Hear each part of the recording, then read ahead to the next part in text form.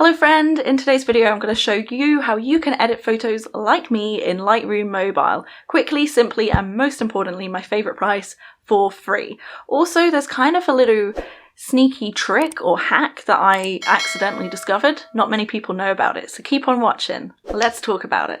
So the first thing you want to do is find your photo in your camera roll, and then you can tap send and add to Lightroom. This will of course depend on the phone that you have.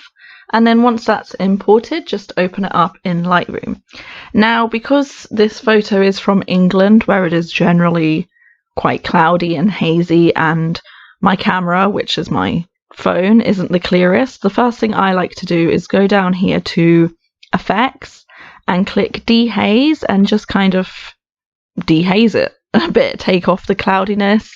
It's kind of similar to making it sharper and increasing the clarity, but without all that like gritty, grainy feel. So it just, literally takes away this sort of cloud cover.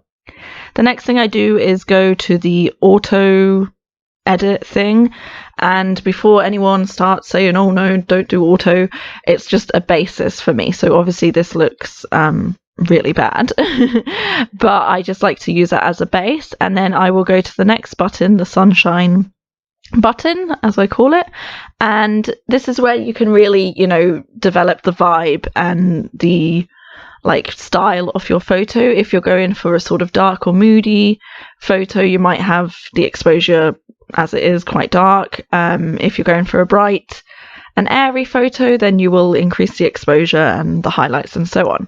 So I generally go for bright photos. I like to increase the colors and so on. So I'm going to increase the exposure to about here. Now, one trick or hack, I don't know if it's a hack that I found, is that when you adjust this slider, you can use your other finger and tap sort of near the slider. This is on Android. I think on iPhone or Apple you have to tap on the actual photo, but for me that just shows the before and after.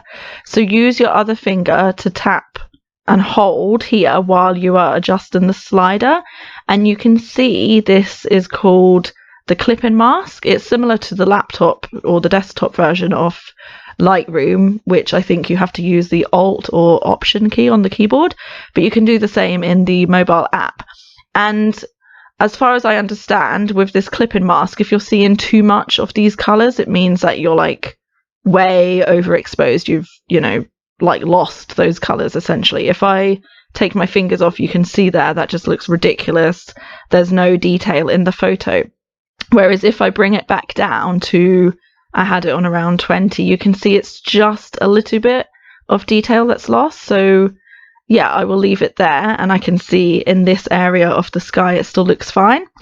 So yeah, that's a little hack, and it does work also for things like if I adjust the highlights and press, you can see if it was way up here, it would be all blown out, and if it's down here, it's all gone. It's not blown out.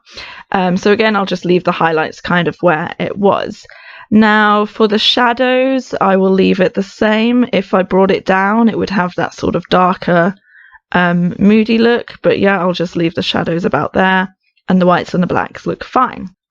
Then the next thing I do is go to this thermometer looking button, and I don't really fiddle with anything here. Instead, I tap on this mix button, and then I can adjust the exact colors that I want. So I usually start with the greens in a photo like this, and if you increase the saturation, it's just increasing the amount of the color. So if you brought the saturation up, it's a lot of green, which looks a bit ridiculous, and if you brought it down, there's hardly any green, and it just looks I don't know, dry and bland to me. So I'll increase the saturation just a little bit. The hue is the shade of the color, so if you bring it to the left, it's really yellow, which might help if you're going for an a fall, if you're going for a fall look. And if you bring it to the right, it will be super green, which is, I don't know, where on earth looks like that. So I'll just leave the hue how it is, and the luminance is like the brightness. So if you bring it to the right, if I can slide it, if you bring it to the right, it makes it really bright, like the green really bright, and if you bring it to the left, it makes it really dark. So again, I'm just going to leave that in the middle where it was at 0-ish. Okay, then the next part is the yellows, and I will again just increase the saturation a little bit, and I will make it more yellow because I do want to show this sort of like autumn crispy look over here, you know, to give a bit of contrast, just so the tree isn't purely green, it's got that like yellow in there as well. And then for the oranges, because there's this orange sort of brick house and this bridge, I want to make that a bit more orange. So, well, red, whatever, I don't know, maybe I'm colorblind. So I'm going to bring that to the left, the hue, a little bit, and just bring it down a little bit. So then, yeah, that looks quite nice for me. Now, something I used to do, sometimes still do, is edit the sky. We've all seen these ridiculous Instagram photos where the sky looks like this, and yeah, let's be honest, like, we know that's not how the sky looks, especially in England. Of course, like, people will know the photo's edited, but you don't want to, you know, emphasize the fact that you've edited it. You just want to show that you've increased the colors slightly and made it just more appealing and eye-catching. So because I've done that dehaze thing, I'm not actually going to really mess with the sky too much, because there's already a bit of blue in it, which is all I wanted. I didn't want it to be like ridiculously like baby blue or purple or anything like that. So I'm just going to leave the sky how it was, and there's not really any purples in this. I don't want to touch the reds.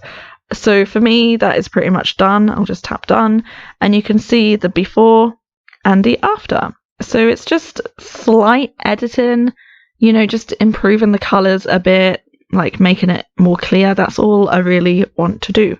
And then to save it, you can just tap here and click or tap saved to device, and that's it, done. So as you can see, it doesn't really take that much to edit a photo, but it can come out looking really, really effective. If you just take 5 minutes to edit your thumbnail picture, your Instagram pictures, you know, you will get more clicks, you will get more views, you will get more whatever it is that you want from being on social media.